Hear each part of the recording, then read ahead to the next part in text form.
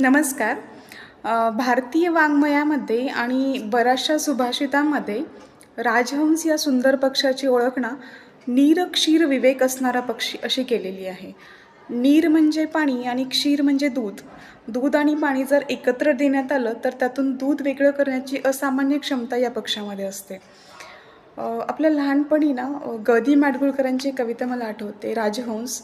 आज बऱ्याच दिवसांनी ती परत एकदा ऐकली. असं वाटलं तुमच्याशीही ते अर्थपूर्ण शब्द शेअर करावेत किंवा ती कविता शेअर करावी. पहा, तुम्हाला आवडते का? राजहंस.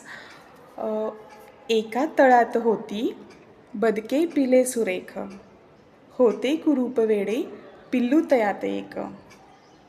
कोणी न त्यास घेई खेळावयास संगे, सर्वाहुनी निराळे ते वेगळे तरंगे. दाऊनी त्यास बोट म्हणती हसून लोक, आहे कुरूप वेडे पिल्लू तयात एक. पिल्लास दुःख भारी भोळे रडे स्वतःशी, भावंड ना विचारी सांगेल ते कुणाशी. जेते तयास टोची दावी उगाच धाक, आहे कुरूप वेडे पिल्लू तयात एक.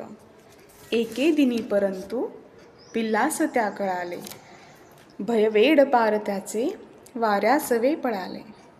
पाण्यात पाहताना चोरून या क्षणिक, त्याचेच त्यास कळले तो राजहंस एक. तो राजहंस एक. कशी वाटली मला नक्की सांगा. थँक्यू.